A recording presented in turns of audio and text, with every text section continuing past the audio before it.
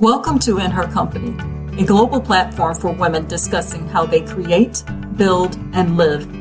I am In Her Company's founder and creator. I am also a published author, consultant to multi-passionate women with huge vision, and socialpreneur. My name is Chris Vaughn. Welcome.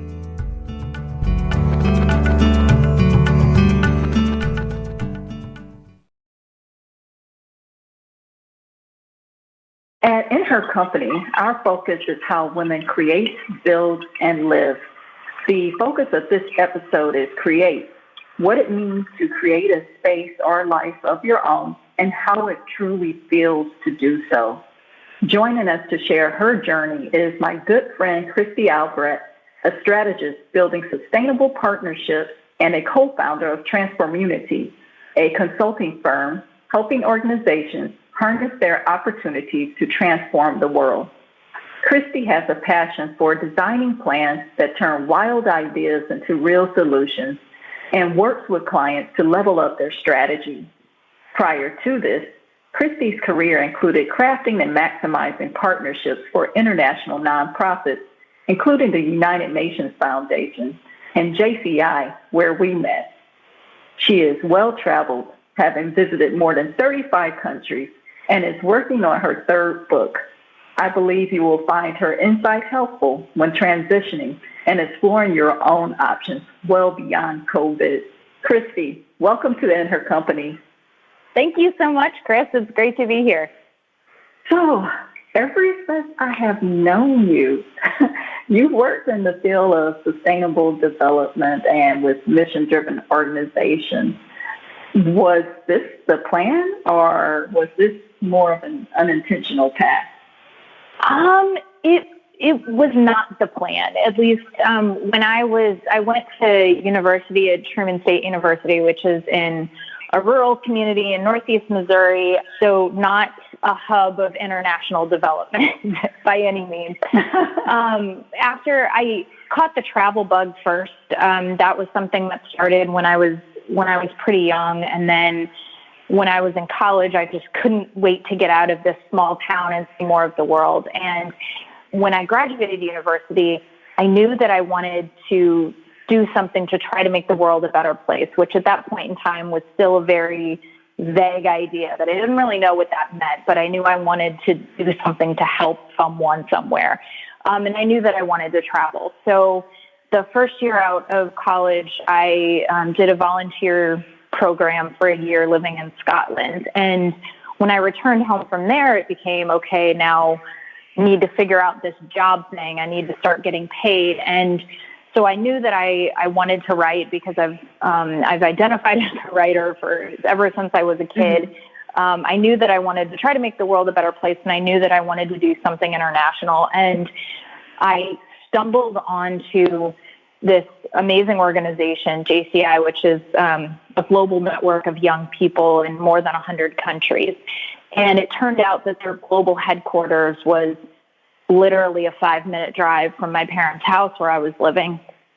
And I had never heard of it. So it was this incredibly international organization with people from all over the world working there. And it was in this suburb of St. Louis, Missouri, just about in the center of the United States. So I kind of stumbled into it, that I was, the international component was really important to me by then, and making the world a better place was really important to me. But I didn't know even what international development meant. And so as I started working at JCI, then it's a global organization. So the headquarters oversees 100 different countries, or activities in 100 different countries. And so that really started my exposure to vastly different countries, and also it initiated my exposure to the world of international development. So JCI works with the United Nations and other big international NGOs that are doing this kind of zoomed out big work, trying to improve the world in these really intense ways. So yeah, I would say I stumbled into it by sheer force of luck. But I mean, that's great though, because it sounds like your passions and your interests all culminated, and they came about in a way that you didn't anticipate, but you found exactly what you were looking for.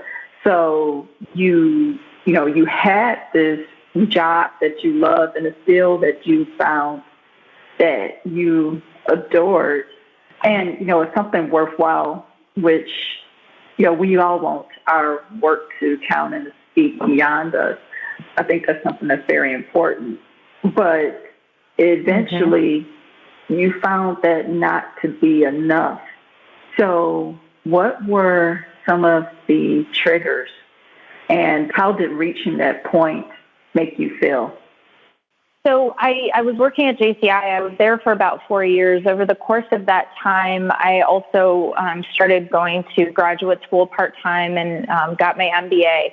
And I reached a point where I just felt like I felt sort of trapped in the work, that it got to a point that I had kind of maxed out of what I was going to learn in the position that I was in. I was having some kind of power struggles with my boss, wasn't getting along very well with him. And so there were things I really loved about the organization. I had a strong mentor there who I really cared about.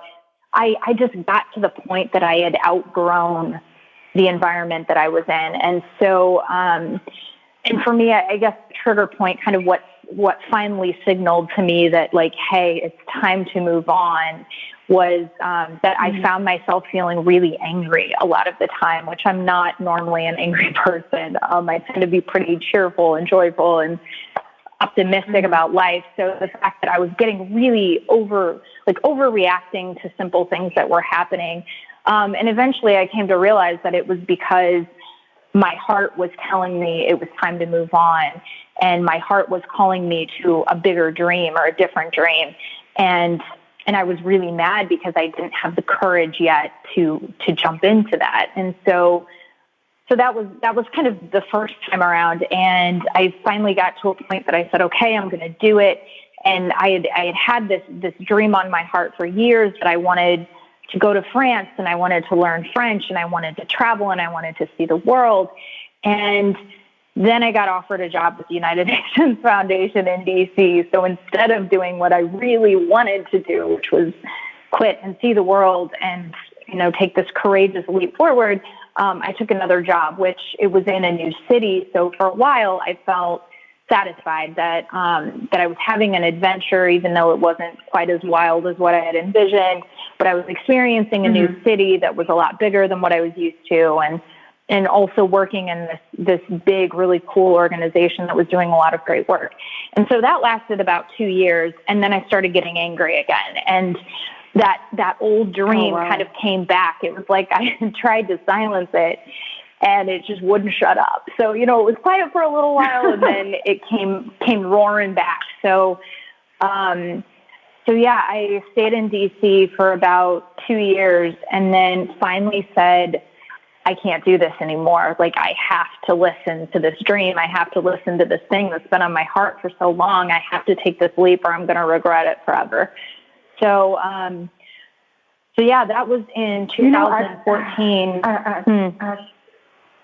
I think that, and I give you great credit for admitting that your emotions, because it is okay to be angry. And that's something I think that women struggle a lot with, is like, oh my gosh, I'm angry. I'm not supposed to be angry. What is this? And then they look at their circumstances, well, which is, I have everything to be grateful for, and people would envy me, would kill to be in this position and whatnot. And they kind of turned it on themselves. It's like, what's wrong with me? Am I being ungrateful? And it's none of that. So it sounds like your body and your mind were telling you things that they had read the writing on the wall, so to speak, long before you were even, willing to, but to admit that you were angry and that basically you were trying to bargain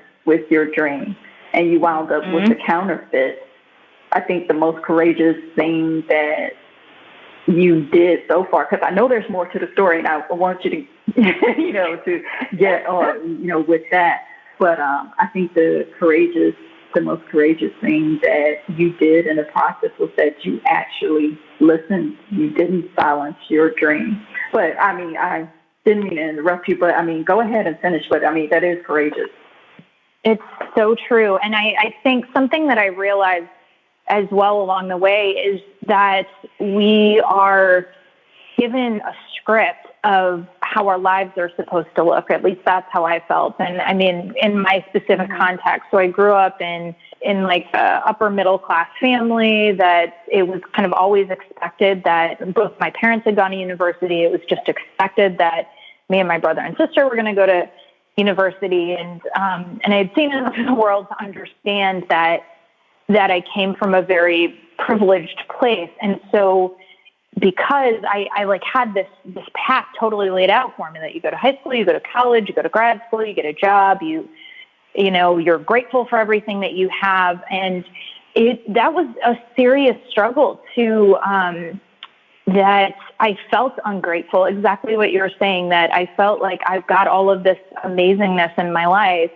and I should just shut up and be happy. Like, I've got everything that I've been working for. Like, why am I not content? What's wrong with me that I'm not content? And what I've come to understand over time is that it can be a both and. It doesn't need to be an either or, that I can both be grateful for all of the amazing things in my life and also be in tune with myself enough to know where my next area of growth is, or where my next like journey outside the comfort zone lies.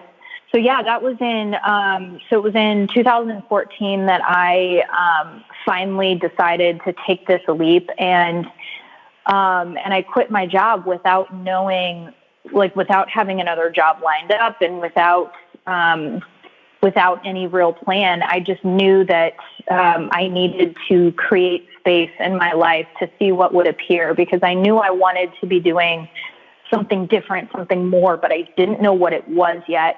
But I knew that I was never going to figure it out as long as I had this like 40-hour-a-week monster eating all of my most precious time. Oh, wow. Okay. Yeah, because most people, and, you know, it makes sense, right? We want to do sort of like the baton handoff. It's like, okay, I'm right here, but I'm going to hand it off to, you know, something else. But before I do that, I need to know what my next step is. And so do you think that not having a safety net was the result of you trying to bargain, you know, the pit stop that you made in D.C. is what I'm going to call it? Do you think that was the result of trying to bargain with your dream, settling on a counterfeit, or do you think that even if you would have taken the leap earlier or stepped out, that you still would not have had a safety net? That's a great question. So I believe that the universe is willing to dance with us in many different ways. And so there's not necessarily one path for each person. It's not, I don't believe in determinism. I don't believe that there was one path set out for my life, and that if I step off of that path that was designed for me, then I'm failing. I believe that, you know, we have decision points at various points in life, and it's possible that when you're choosing between option A and option B, it's possible that one is going to, you know, cause you a lot more pain than the other one is. And it's possible that one is going to bring you a lot more joy than the other one is. But it's also possible that both have both, that both can be good choices just depending on the circumstances, depending on what most, you know, what you most need right then. So I don't know that I can answer. I know that when I moved to DC, it was because I didn't have the courage to do what I was really wanting to do. Like what I really wanted was to move to France and learn French. And and when I moved to DC, it was because I didn't have the courage. But I can't go back and revisit that other path. So I don't know if it's that I wouldn't have been ready for that experience yet. I wouldn't have been mature enough for that experience yet. And while I was in DC, there was a lot that I learned that has really come in handy later, that's really helped form who I am and helped me to grow. And it's also the experience that got me ready for the leap that I eventually did take. So speaking of that, because you mentioned there are many paths, and, I agree with that also, because, situations, the world changes around you. You're not the only one that's in motion. Other people are in motion as well. And often our mindset is that I'm right here. I'm the only one moving forward. This is the situation that's happened to me, and I can revisit this point in time, or this circumstance when I get ready to come back to it, and that's not true. So because of these many paths, can you share with us what your process for figuring out what you needed and what you wanted to do next looked like? Well, it was... Like, how did you determine the path for you? So when I was at that specific decision point, when I was in DC, I give a lot of credit to my older brother. So he's about a year and a half older than me, and we have very similar stories. Obviously we grew up in the same house with the same expectations. He went to university and then went on to law school because he just didn't know what else to do, basically. Mm-hmm. And so he got to the point where he had achieved. I was go to law school for like 8 years. Yeah, that sounds like a plan. I know. 3 years and $100,000. Why not? No, it was a terrible idea. So I don't like to tell people what to do, but if there's anybody in the world who's thinking about going to law school and you're not absolutely sure that's what you want, I say don't do it. Don't do that. Oh gosh. So anyway, so he had gone to law school. He was a lawyer. And so again, like a very similar trajectory to mine, that he had everything he could possibly want in life and he was not happy. And so he ended up, about a year before I quit my job in DC, he quit his lawyer job to go and travel Southeast Asia. And it was a very similar path that I ended up following as well, that, no employment prospects in sight, no firm plan. He just knew where he was going to start. And so having him as a mentor in this process, that I would call him up and say, this is where I'm at. I'm really frustrated with my boss. I really hate my work. I feel like I'm not growing. And, what do I do? What do I do? And so he was patiently, constantly encouraging me, that he knew me well enough to know what it was that I really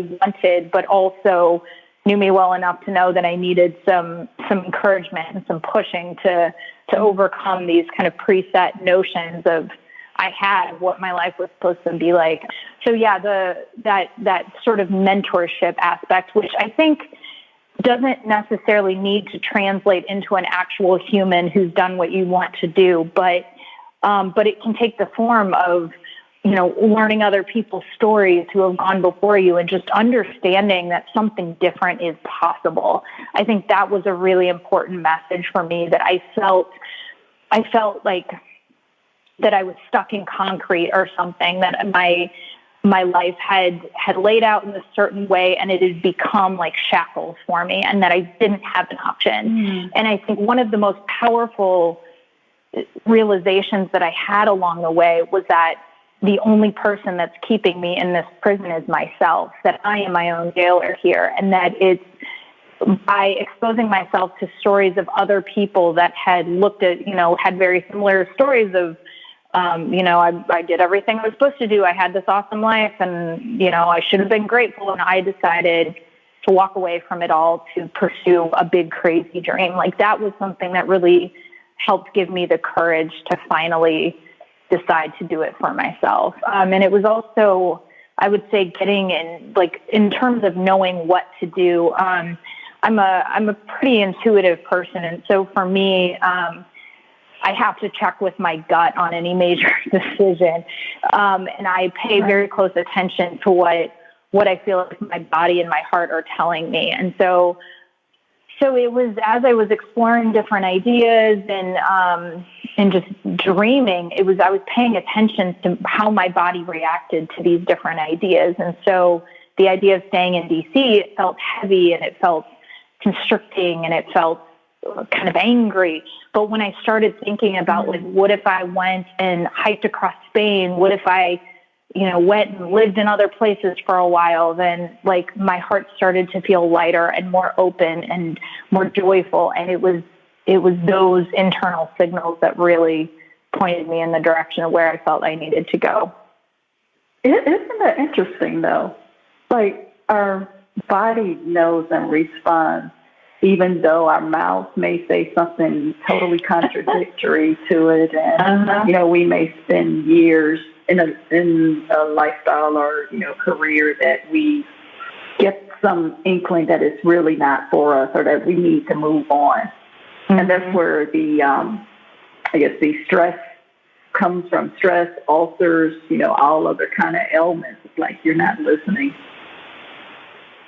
Mm-hmm. Yeah, it's something I've learned in meditation, especially in the past couple of years of my life, is that when I feel a really strong emotion, it's amazing. Like, if I sit down in meditation and sit down in silence and actually focus on that emotion, it's always linked to somewhere in my body.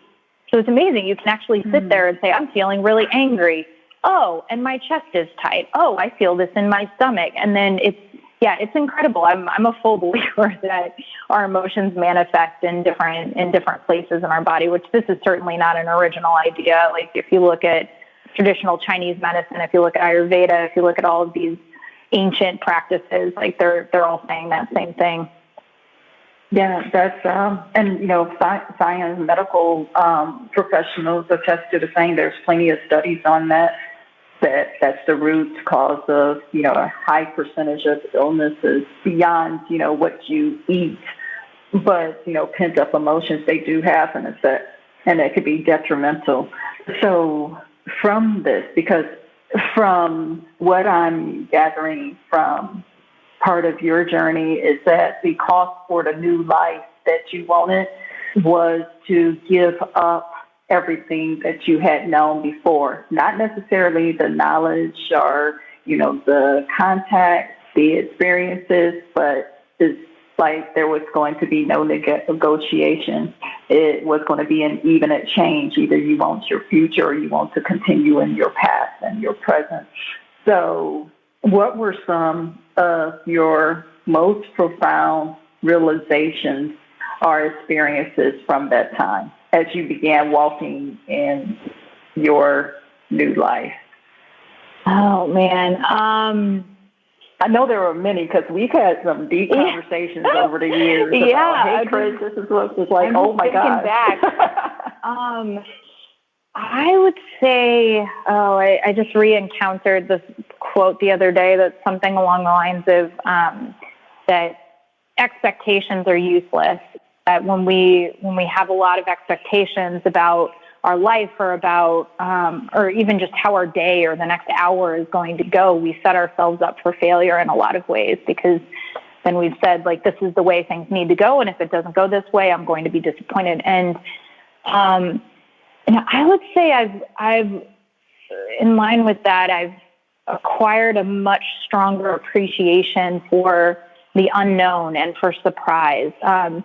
Because even when I set out on that journey, I didn't know where it was going to lead to. And now, 5 years later, my path has taken many, many different strange and interesting turns. And I've ended up in, a place that I never would have thought I would have been. And so it's, I think being open to, give the universe space to surprise us, I think has been one of my most important lessons. And understanding that what is true for me in 2014 is not necessarily true for me in 2015 or 2020. That reality changes, that we continue, like, I'm continuing to dance with the universe every day of my life. And it's, and something that is good for me one day is not necessarily going to fit me anymore 6 months later. So that's been really important. And just understanding understanding the wealth of possibilities that there are too, that's been incredibly powerful for me, that I felt so limited in what my options were. Even though as a person of reasonable wealth, of great privilege in my life, like there's any number of things I could have done, but I still felt really limited in what was possible for me. And what I proved to myself by quitting my job and leaping into the unknown with no real plan was that possibilities will find themselves or will make themselves known to me, and that there are opportunities that I never could have imagined sitting in a cubicle in Washington, D.C. that become possible 3 months later in a farmhouse in France. So it's, I think those are a couple of the biggest takeaways. Yeah, those are huge, though. My gosh, those are huge, because we, a lot of that is based on, where we are at that point, and there are things that only come about by way of you actually stepping out and beginning to experience whatever your next steps are. Because as you mentioned, staying in a cubicle.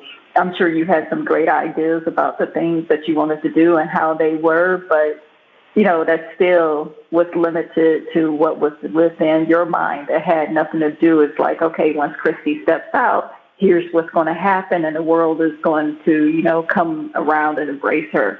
So in hindsight, what were some of the things, because this is something that I've experienced even within the women that I've worked with over the years. I can work with them. We create plans of actions, and we work on clarifying whether it's their current place in life or where they're headed to next. And they gain clarity in the process, and then it ultimately comes like, okay, this sounds good, and this is exactly what I want. And it's like, okay, check. And it's like, okay, but what do I have to give up? So what were some of the things that you let go of? Because you've already been through this process. What were some of the things that you let go of but thought that you never could? Ooh, that's a good question. I think the security of predictability, or the perceived security. So life is full of trade-offs, and any decision that you make, there's good stuff and bad stuff that comes with it. And so when the first time around, when I decided to quit my job and set off, I was walking away from just financial security because of, there's something really nice about a paycheck that, hits your account, whether you work well or not every 2 weeks, and giving up health insurance and things like that. Also, there's a perception element to it as well, that I had this identity as this, perfect daughter that did everything she was supposed to do. And it was, my parents could brag to their friends at cocktail parties about how accomplished their children were and this kind of thing. And so and I had this identity as this like professional working woman who kind of had her head on straight. And so I had to let go of that image of myself as well, which some of it certainly was how other people perceived me, but a lot of it was just how I perceived myself. So I had to let go of that like image that I was really identified with. And also just a good point too, because when you make a change, other people around you respond to that change. Yeah, absolutely. And it's and something else I've kind of learned along the way, just in my own spiritual practice and things, is that so often other people's reactions to us doesn't actually say anything about us. It only tells us about them.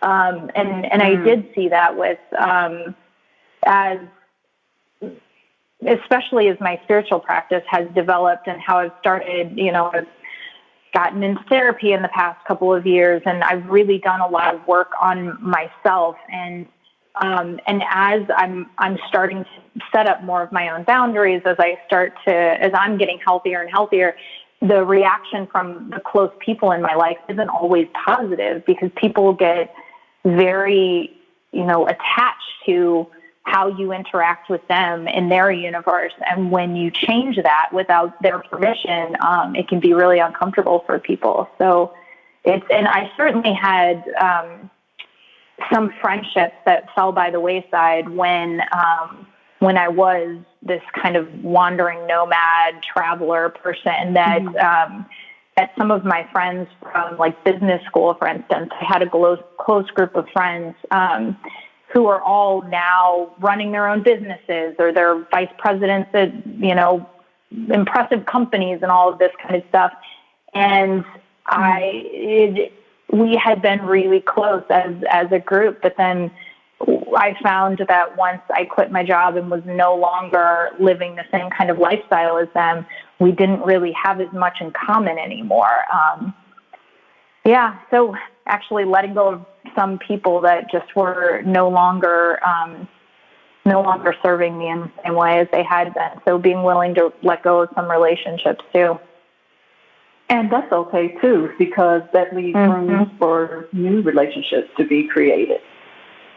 Absolutely. Yeah, I'm a believer in that some relationships are seasonal. That there's some friendships or some family relationships that are meant to last your entire life. And then there's some people that are there for a season, or they're there for a month, or they're there for a single trip. And it's okay to, I don't need to grip on to relationships that are no longer meant for me. I can let them go. And that's a great sign of personal growth, because it does take growth in order to get to that point.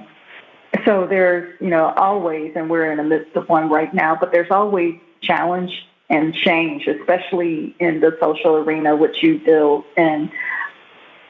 And, here things have changed yet again due to COVID. What has best equipped you to transition and adapt? So you mean like in where I'm at right now, or just over the years, or just over the years, just in your life? What experience or skill set, or just something within you at your core? Looking back across all your life, what do you think has been the best benefit, has best equipped you to handle transition, to be able to transition and adapt? So the first thing that jumps to mind is actually financial.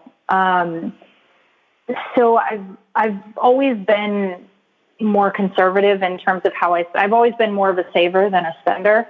And that's something that has served me incredibly well. That I recently read a book I'd highly recommend by a guy called Jim Collins, called The Simple Path to Wealth. And what he talks about is that as you're doing your financial planning, to also have what he calls FU money. And the idea is to have money set aside that is separate from your emergency fund. This isn't about a rainy day fixing the roof kind of money. It's money that is your cushion if your job ever gets rid of you, or you ever decide to get rid of your job. So there's incredible power in that. And I mean, of course, not everyone has the ability to do that, but I found that in thinking about quitting my job, my multiple jobs, this has happened multiple times in my life now, that the biggest fear is always about money. So perception, certainly, but there's also the hard fact of money. What am I going to do about money? And so being able to, what has served me really well is structuring my life in such a way that my expenses are low, and that when times are good, I'm saving so that I've got money set aside. So when I am in some kind of job transition, which has taken various forms across my career, that I don't need to make my decisions based on what's most financially beneficial for myself, but that I can make the decision based on what my heart and my gut are telling me. And then I know that I'll have the financial cushion to be able to ride the wave. So, yeah, I think that's the biggest thing for me. Yeah, and that's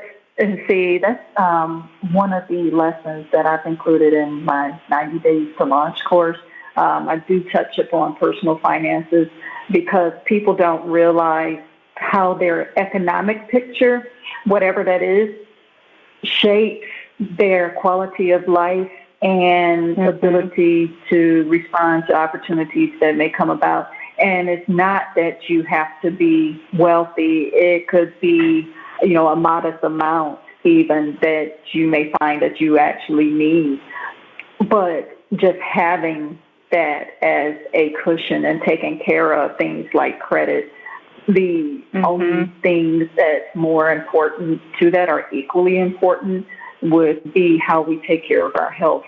Because people say all the time, well, I don't have time to be sick. I got to work. And it's like, well, if you don't take care of your health, you're going to have time to spend in a hospital. So would you like to spend 2 weeks in a hospital, or would you like to spend 2 weeks on vacation, wherever it is that's your destination of choice? Because you're going to have the time somewhere, and you're going to pay somebody if you don't take care of yourself. But that economic picture, all of that plays a part into it. So you did not sacrifice, and that's one of the things that I've admired about you over the years, and some of the experiences that we've had the opportunity to talk about. Because when you stepped out onto this new life, and think about our phone calls, how uncomfortable it was at times, and how pissed off you got, about some certain experiences, whether it was with people or the area that you were visiting on the time. But you didn't sacrifice the things that you value: the travel, the freedom, the great connections and relationships that you encountered. What are the 3 key points that you have on carving space or creating a new life that our listeners may benefit from? I would say number 1, to get out of binary thinking, that I think we're programmed somehow to everything's always either or. It's always black and white, that there's an option A and an option B. And that kind of black and white thinking does not always serve us. So there's times when there is an option C or an option D or E or F or G or whatever. And it takes some creative thinking about, it's not necessarily I must stay at this job or I must get another job. Like there could be some other option that you haven't even thought of. And so through just thinking more creatively about the parameters that we have in our lives, we can get closer to whatever life it is that we want. Another important point is to be conscious of what we're feeding ourselves. There's this kind of old legend that gets, I've seen it in various forms, but the idea is there's 2 wolves inside of us. One is the wolf of love and one is the wolf of fear. Which one is going to survive? And the answer is the one that you're feeding. And so being very intentional about what we're consuming in terms of relationships, in terms of content, in terms of videos and books and knowledge and that kind of thing. So if we're feeding ourselves on a shallow diet of Netflix series and that kind of thing, it's not as powerful as if we're consciously engaging with nurturing people that inspire us, that call us to something higher, that challenge us. If we're reading authors that are telling stories that speak to our souls and get us excited, I'd say that's been one of the most important lessons for me too. No, I mean, that's awesome because you've shared, so much during, our conversation, and, redirecting so much is where you direct your focus and what your perception is. You've spoken to our ability which is what to focus on to create and shape what it is that we want, whether that's personal or business opportunity. But it all comes together because we only have this one life, right? And so our lives are whatever we consciously or I don't want to say subconsciously, but whether we consciously or intentionally, perhaps that's the better word, our lives are the sum of what we intentionally decide to add or subtract from it, or what we allow to remain in it by default. So those have been some very good, insights. I know that you are in the many projects, but what's next on the agenda for you, and how can our listeners reach you? So right now, to add in a little bit of missing information from the story. So I had quit my job. I traveled for about 3 years. In the course of that time, I met my husband, who was Brazilian. I moved to Brazil for 2 years. And in the course of that time, my mentor from JCI invited me to come back and work there again, which I had never expected. So talking about the universe surprising us, that was a surprise for myself that the opportunity was there. And then it was also a surprise that at that point in time, that was the right decision for me. So I went back to work at JCI, had a blast. I was there for about 2 years. And then through this kind of dramatic fight with the board of directors, there was kind of a divide of the vision for the organization. Myself and 4 of the other senior leaders from the organization decided to leave all at the same time last summer. So in August, I kind of ended up doing the same thing again, where I walked away from a stable, great job and into the unknown. And I had no idea where it was going to lead me. But it was interesting that I ended up kind of back in this place of space and not knowing what the future was going to hold. And so the 5 of us who are conveniently from, we have different areas of expertise. We're a pretty diverse team. We decided to build something together. So we started a consulting company. It's called Transformunity, which is a combination of opportunity and transformation. And the idea is that we want to work with organizations and businesses on their social mission to help them harness the opportunities that they don't see to be able to transform the world. So we do work across advocacy and movement building and international events. And actually, we're in an interesting place right now because a lot of our work is focused on international events. So, yeah, this is not a great time to be in the international events business, but that's okay. So, so that's what I'm working on now. Is we're sort of in this weird holding pattern thanks to the pandemic, but yeah, I'm building something which is really exciting. That's something that's been a curiosity and an interest of mine for a long time, is the idea of actually starting something of my own, which has been a lot of fun. I've been diving into the space that the pandemic has given me, has allowed me to dive into a lot of different areas of research. And I'm also, as you mentioned in the introduction, I'm working on writing my 3rd book now. So I've been able to reconnect with that writer part of me. And it's a lot of fun. It's a lot of fun to have the space to be creative again. I've really enjoyed that. Yeah. And so is there a website yet or a social media profile? Yes. You can find us at www.transformunity.com.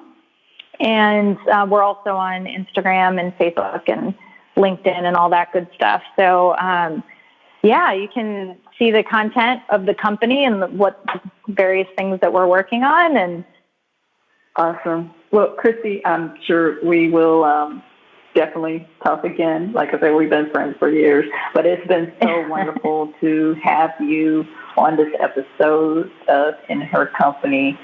Thanks so much for being here. And I'm sure that anyone who listens to this podcast will have so much insight that they can use it for their own journey. So thanks again for being with us. Thank you so much, Chris. It's been a pleasure.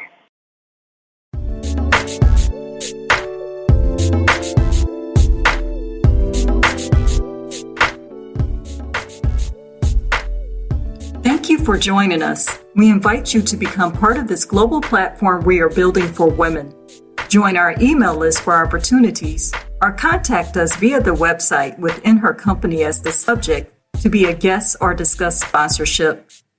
Tea at 2 Tuesdays, your midday social, happens at 2 p.m. Eastern Standard Time on Instagram. Join us to add margin and connection to your day and engage for impact as submissions are now open for our anthology to support women who have escaped trafficking and aged out of orphanages. Details on each can be found at chrisbond.com. I look forward to you joining us again. My name is Chris Bond. This is In Her Company.